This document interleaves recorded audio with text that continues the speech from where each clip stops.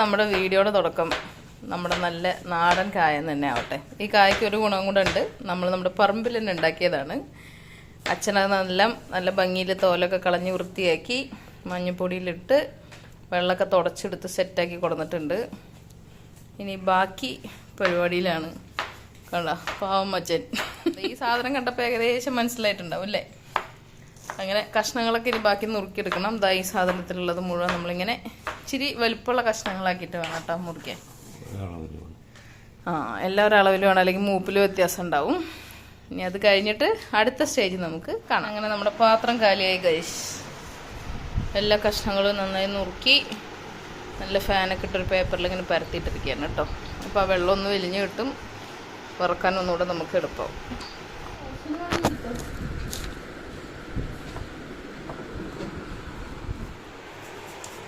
ഇത് നമ്മുടെ 4 നുറുക്കിനുള്ള പരിപാടിയാണ് കേട്ടോ. 4 നുറുക്കിന് നമ്മൾ കുറച്ച് കായ മാറ്റി വെച്ചിട്ടുണ്ട്. കായ ഇങ്ങനെ നടു 4ആയിട്ട് മുറിക്കണം. മുറിച്ചിട്ട് ഇതിങ്ങനെ ഒരു സാധനമുണ്ട്. അതിൽ നമ്മൾ ഇതിങ്ങനെ ഇട്ട് കൊടുക്കുമ്പോൾ ഇതിങ്ങനെ നിലത്തേക്ക് ഇങ്ങനെ വീഴും. ഇതിന് നമുക്ക് എണ്ണയിലിട്ടൊക്കെ വറുത്തെടുക്കാം. അതാണ് പരിപാടി. നമ്മൾ കായനെ നല്ല നാടൻ രീതിയിൽ തന്നെ വറുത്തെടുക്കാമെന്ന് വിചാരിച്ചിട്ടുണ്ട് കേട്ടോ. അപ്പോൾ നമ്മൾ അടുപ്പത്ത് ഉരുളിയൊക്കെ സെറ്റ് ചെയ്ത് വെച്ചിട്ടുണ്ട്. ഇനി നമുക്ക് എണ്ണ ചൂടായിട്ട് വരുമ്പോൾ അതിൽ നമുക്ക് അതിനെ വറുത്തെടുക്കാം.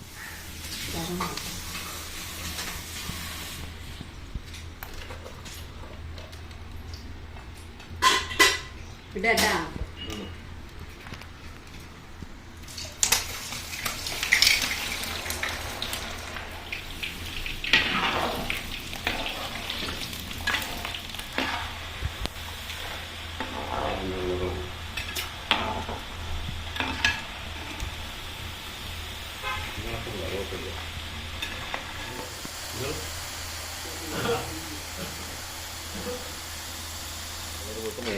ഉണ്ടല്ലേ?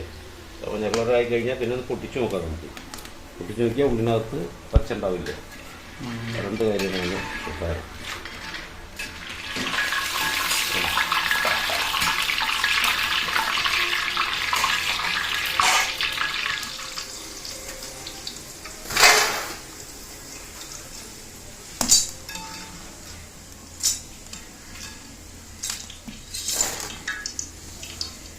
നമ്മൾ ആദ്യത്തെ സെറ്റ് കായ റെഡിയാക്കി കേട്ടോ. ഇതിനി നമ്മുടെ 4 നുറുക്കിൻ്റെ പരിപാടിയാണ്.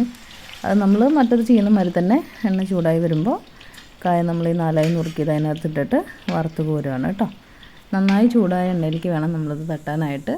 പിന്നെ മറ്റതിൽ നമ്മൾ ഉപ്പുവെള്ളം ചേർക്കുന്നില്ല, ഇതിൽ നമ്മൾ ഉപ്പുവെള്ളം ചേർക്കണം. അതാണ് രണ്ടും തമ്മിലുള്ള വ്യത്യാസം. അപ്പോൾ എപ്പോഴും ശർക്കര വരട്ടി ഇത് ഒരുമിച്ച് ചെയ്യുമ്പോൾ ആദ്യം ശർക്കര വരട്ടിയുടെ നമ്മൾ വറുത്തെടുത്തതിന് ശേഷം മാത്രം 4 നുറുക്കിൻ്റെ കായ വറുക്കുക. അല്ലെങ്കിൽ എണ്ണയിൽ ഈ ഉപ്പിൻ്റെ ചുവ ഉണ്ടാകുമ്പോൾ ശർക്കര വരട്ടിയുടെ സംഭവം കേടായിപ്പോവും.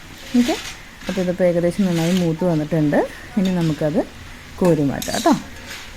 നമ്മുടെ സെറ്റപ്പാണ് ഈ 2 പാത്രമൊക്കെ കേട്ടോ സെറ്റായിട്ട്. ഇതിങ്ങനെ ഈ പാത്രത്തേക്ക് വീണേക്കാൻ നല്ല രസമാണ്.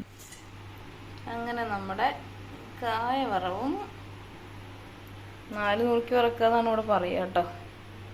അതും നമ്മുടെ ശർക്കരപ്പേരിക്കുള്ള കായും സെറ്റായിട്ടുണ്ട് കേട്ടോ. ഇനി ഇയാൾക്ക് പ്രോസസ്സൊന്നുമില്ല. ഇയാൾക്ക് ഇനിയും ഒരു സെറ്റ് പ്രോസസ്സും കൂടെ ഉണ്ട്. ഇത് കഴിഞ്ഞാലാണ് നമ്മുടെ ഇതിൻ്റെ ഫൈനൽ സ്റ്റേജിലേക്ക് എത്തുന്നുള്ളൂ കേട്ടോ. ശർക്കര വരട്ടി ആണെങ്കിൽ ഇനിയും കുറച്ചും കൂടെ പരിപാടിയുണ്ട്. അങ്ങനെ ഓണത്തിൻ്റെ ആദ്യത്തെ 2 ആൾക്കാരെ നമ്മൾ സെറ്റാക്കിയിരിക്കുകയാണ് കേട്ടോ. നമ്മുടെ അടുത്ത സ്റ്റേജാണ് ഇത്. നമുക്കത് ശർക്കര ഉരുക്കിയെടുക്കുക എന്നുള്ളത്.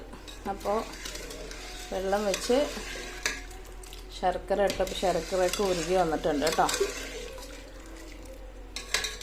നമ്മൾ ശർക്കര പാനി സെറ്റായിട്ടുണ്ട്. കുറച്ചായിട്ട് വയ്ക്കണം. അപ്പം നമ്മൾ ഇനി ഈ ശർക്കര പാനി ഒന്ന് അരിച്ച് നമ്മുടെ ഉരുളിയിലേക്ക് ചേർക്കുകയാണ് കേട്ടോ.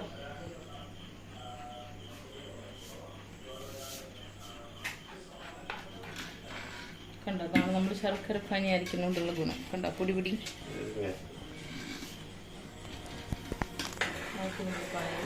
കേട്ടോ. ഈ ഒരു കൺസിസ്റ്റൻസിയിൽ വേണം നമ്മൾ ശർക്കര പാനി റെഡിയാക്കി എടുക്കാൻ. ശർക്കര നമ്മൾ ഒന്നുകൂടെ നന്നായി കുറുക്കിയെടുക്കണം കേട്ടോ. ശരിക്കും പറഞ്ഞാൽ നമ്മൾ ഒരു നൂൽപ്പരുവെന്ന് പറയില്ലേ, അങ്ങനെ നമ്മൾ ജസ്റ്റ് ഒരു പാത്രത്തിൽ ഒഴിച്ചിട്ട് ഇങ്ങനെ വെക്കുമ്പോൾ അതിങ്ങനെ സ്റ്റിക്കായിട്ട് വരണം. അപ്പോൾ ആ പരിപാടിയിലാണ് കേട്ടോ. ശർക്കര പാനി നമ്മൾ ഉരുകി ഒന്നും മനസ്സിലായിട്ട് വെള്ളത്തിൽ ഒഴിച്ച് കഴിഞ്ഞാൽ ഇങ്ങനെ കട്ട് ചെയ്ത് വരും. കണ്ട, ഇതിപ്പോൾ വെള്ളം ചേർന്നാലും അരിഞ്ഞു പോകുന്നില്ല. ഈ ഒരു കൺസിസ്റ്റൻസി ആകുമ്പോൾ വേണം.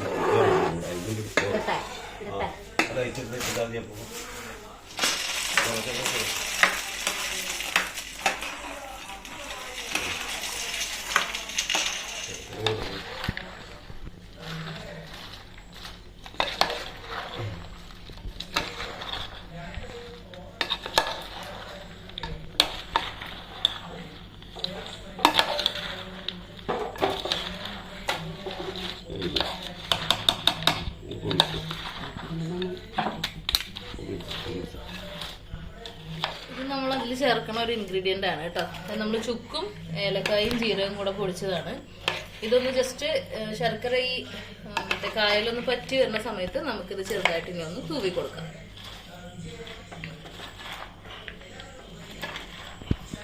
അങ്ങനെയാണ് നല്ല ഫ്ലേവർ വരിക. പിന്നെ അതേപോലെ തന്നെ ആ അങ്ങനെ വെള്ളമായിട്ട് ഇങ്ങനെ സ്റ്റിക്കി ആയിട്ട് നിൽക്കുന്നതും അതിൽ മാറും. നല്ലൊരു മണം ഉണ്ടാവും കേട്ടോ. ഇതിൻ്റെ ഏറ്റവും ഹൈലൈറ്റ് എന്താ വെച്ചാൽ എല്ലാം കഴിഞ്ഞ് ശർക്കരപ്പേരൊക്കെ തിന്നു കഴിഞ്ഞാൽ ലാസ്റ്റ് ഈ പൊടി ഉണ്ടാവും. അതിങ്ങനെ നൈസായിട്ട് എടുത്തിട്ട് ഈ ഓണം കഴിഞ്ഞ് കഴിഞ്ഞാൽ നമുക്ക് കുറച്ച് കായൊക്കെ ബാക്കി ഉണ്ടാവും കേട്ടോ, നേന്ത്രക്കായൊക്കെ. അതിലിട്ട് ഇങ്ങോട്ട് പുഴുങ്ങിയിട്ട് കഴിക്കുമ്പോണ്ടല്ലോ എൻ്റെ സാറേ, അതാണ് ഇതിൻ്റെയും വലിയ ഹൈലൈറ്റ്. അതാണ്, കഴിക്കാൻ മാത്രം ടേസ്റ്റ് അതാണ്. ഇതിന്റെ ബാക്കിലെ കലാകാരനും കലാകാരി അതാണ്. കാര്യമായി കഷ്ടപ്പെട്ട് യത്നിച്ചോണ്ടിരിക്കുന്നത് രണ്ടുപേരും. നമുക്ക് കുറച്ച് പഞ്ചസാരയും കൂടെ വെതറി കൊടുക്കാം കേട്ടോ. നമ്മളിതിനി ഓരോന്നായിട്ട് ഉലർത്തിയെടുക്കണം കേട്ടോ. അതിന് നമ്മളതിന് 2 പാത്രത്തേക്ക് മാറ്റിയിട്ടുണ്ട്. എന്നിട്ട് നന്നായി ഇളക്കി ചേർത്ത് ഓരോന്നായിട്ട് ഉടച്ചെടുക്കുമ്പോഴാണ് നമ്മുടെ ശർക്കര വരട്ടി റെഡിയായി വരുന്നത് കേട്ടോ. അങ്ങനെ നമ്മുടെ ശർക്കര വരട്ടി ലാസ്റ്റ് സ്റ്റേജിലെത്തി കേട്ടോ. അങ്ങനെ എല്ലാം ഡ്രൈ ആയിട്ട് ഓരോന്നോരോന്ന് വിട്ട് വന്നിട്ടുണ്ട്. വരാത്തവരുടെ അച്ഛൻ റെഡിയാക്കിയിട്ടൊക്കെ എടുക്കുകയാണ്. അപ്പോൾ എല്ലാവരും ട്രൈ ചെയ്ത് നോക്കുക. എന്നിട്ട് അഭിപ്രായങ്ങളൊക്കെ അറിയിക്കണേ. അപ്പോൾ ബൈ ബൈ.